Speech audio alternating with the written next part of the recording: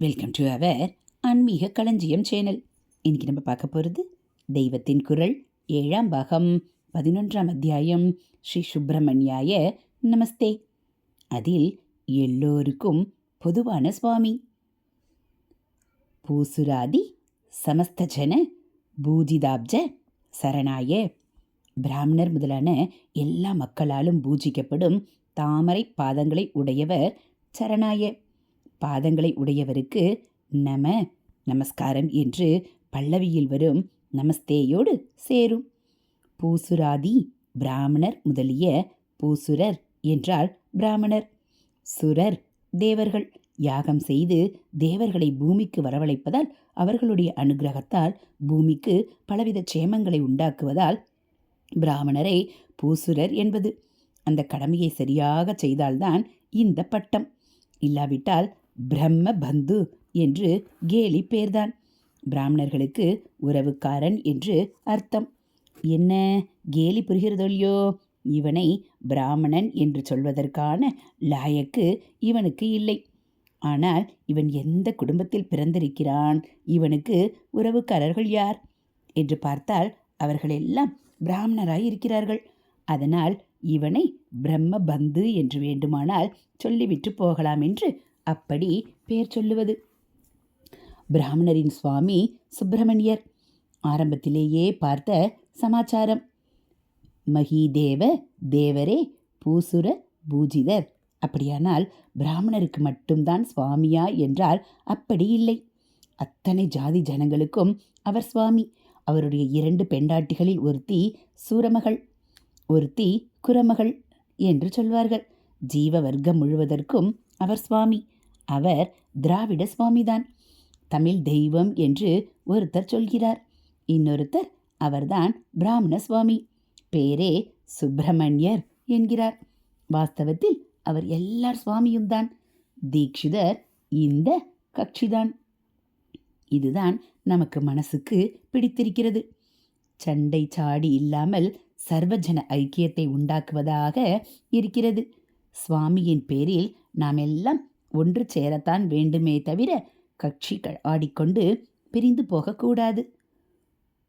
பூசுராதி சமஸ்தஜன என்றபடி அவர் சரணத்தில் சமஸ்த ஜனங்களும் அன்பிலே ஒன்று சேரணும். ஹரஹர சங்கர ஜெய ஜெய சங்கர. அடுத்து பாத தாமரை. பூஜிதாப்ஜ சரணாய. பூஜித அப்ஜ சரணாய. பூஜிக்கப்பட்ட தாமரை திருவடிகளை உடையவருக்கு நமஸ்காரம். பிராமணர் முதலான எல்லா மக்களாலும் பூஜிக்கப்பட்ட திருவடி தாமரைகளை உடையவர். அப்ஜ என்றால் தாமரை, அப் என்றால் ஜலம். ஜலத்தில் ஜனிப்பது அப்ஜம். ஜலஜம் என்று கூட தாமரைக்கு ஒரு பேர். அம்புஜம் என்றாலும் தாமரைதான். அம்பு என்றாலும் ஜலந்தான். ஜலாசயமான சரஸ் என்கிற குளத்தில் பிறப்பதால் சரசிஜம், சரோஜம் என்று பேர். ஜலஜா, அம்புஜா, சரோஜா என்று பேர் கூட வைக்கிறோம். வனஜா என்பதும் தாமரையின் பேரில் உண்டானதுதான். வனம் என்றால் காடு அல்லவா? காட்டிலேயா தாமரை முளைக்கும் என்று தோன்றலாம். வனம் என்பதற்கும் ஜலம் என்று ஒரு அர்த்தம் உண்டு.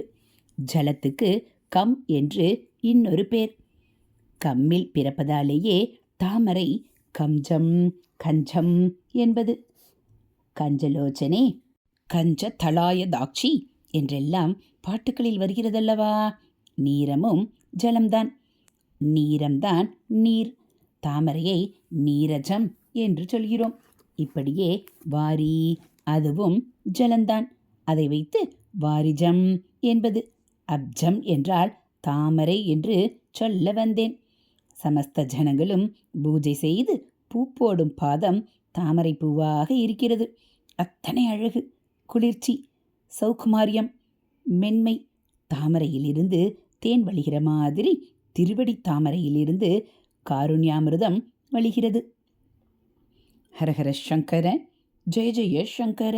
அடுத்து முருகன், சக்தி, சர்ப்பம். வாசுகி தக்ஷகாதி ஷர்ப்பஸ்வரூப தரணாய. வாசுகி, தக்ஷகன் முதலான சர்ப்பங்களின் ரூபத்தை எடுத்துக்கொண்டு இருப்பவர். சர்ப்பம் என்றால் பிராண சக்தியான குண்டலினி என்று அர்த்தம். குண்டல மாதிரி பாம்பு வளைத்து சுருட்டி கொண்டு படுத்துக்கொள்கிறதல்லவா, அப்படித்தான் சாதாரணமாக நாம் இருக்கிற ஸ்திதியில் பிராணசக்தி சுருட்டி கொண்டு தூங்குகிற மாதிரி இருக்கிறது. சாதனை செய்தால் அது விழித்து கொண்டு மகாசக்தியோடு பிரகாசித்து எழும்பி அப்புறம் பரமாத்ம ஸ்வரூபமான பரம சாந்தியில் ஐக்கியமாகி விடுகிறது. குண்டலினி சக்தி என்று அதை அம்பாளாக சொல்வது. அதனால்தான் பரமசிவனுக்கு ஒரே நாகாபரணம், நாக குண்டலமே போட்டு கொண்டிருக்கிறார். சிவகுமாரரான சுப்பிரமணியர் சக்தி சுரூபமாக இருப்பவர். சுப்பிரமணியர் என்றால் வேல்தான் முக்கியமாக நினைவு வருவது. எல்லா சுவாமிக்குமே ஆயுதங்கள் இருந்தாலும் சுப்பிரமணியரும் அநேக ஆயுதங்களை தரித்து கொண்டிருந்தாலும் சாக்ஷாத் அவரே வேலாயுதம் என்று நினைக்கிற அளவுக்கு எந்த சுவாமியுடனும் எந்த ஆயுதத்தையும் ஐடென்டிக்கலாக சர்வ சமமாக நினைப்பதில்லை. அந்த வேலுக்கு என்ன பேர் என்றால் சக்தி. சக்தாயுதம் என்பதே சக்திவேல் என்பார்கள். சக்தி ஸ்வரூபரான அவர் குண்டலினியானபடியால் சர்ப்பஸ்வரூபமாக இருக்கிறார். சொப்பனத்தில் பாம்பு வந்ததா, அப்ப சுப்பிரமணியருக்கு பிரீத்தி செய்யணும் என்றுதான் சொல்கிறோம். சஷ்டி பூஜை என்பதே நாகராஜ பூஜையாக பண்ணுகிற வழக்கம் இருக்கிறது. குறிப்பாக புத்திர தோஷம் நீங்க ஷஷ்டி விரதம் நாக பூஜை என்று செய்கிறோம். தேவர்களெல்லாம் தங்களுக்கு மகா சக்திமானான சேனாதிபதி வேண்டுமென்று வேண்டிக் கொண்டதன் பேரில் சக்தி ஸ்வரூபமான புத்திரனை பரமேஸ்வரன் அவர்களுக்கு வரமாக தந்தார். அவரையே ஜனங்கள் தங்களுக்கு புத்திரவரம் வேண்டி ஷஷ்டியில் விரதமிருந்து பூஜை செய்கிறார்கள். அதில் சர்ப்பத்திற்கு புற்றுக்கு பால் நெய்வேத்தியம் முக்கியமாக செய்கிறார்கள். ஆந்திர கர்நாடக தேசங்களில் சுப்பிரமணியருக்கு நராக்கிருதியில் விக்கிரகம் வைப்பதில்லை. நாகஸ்வரூபமாகத்தான் அங்கே கோயில்களில் இருக்கும். சுப்பிரமணியா என்றே கன்னட தேசத்தில் ஸ்தலம் இருக்கிறதே, அங்கே கூட அப்படித்தான். சுப்பராயுடு என்று தெலுங்கர்கள் செல்லமாக சொல்வதே பாம்பையும் குறிப்பதாக இருக்கிறது. ஆச்சாரியால் புஜங்கத்திலே சுப்பிரமணியரை நாகத்தோடு சம்பந்தப்படுத்தி சொல்லி இருக்கிறாரா என்று பார்க்க வேண்டுமென்று ஆரம்பித்தேன். டைட்டிலை நினைத்ததுமே சட்டென்று சிரிப்பு வந்துவிட்டது. பேரே புஜங்கம். புஜங்கம் என்றாலே பாம்புதான். அதற்கு கால் கிடையாது. மரவட்டை கம்பளி பூச்சிக்கெல்லாம் எண்ணி முடியாத கால்கள். சர்ப்பத்துக்கு காலே இல்லை. உடம்பு முழுக்க புஜம் மாதிரி சாட்டையாட்டமா நீண்டிருக்கிறது. புஜத்தை அப்படியே வளைத்து வளைத்து இழுத்து கொண்டு போகிறதால் அது புஜங்கம்.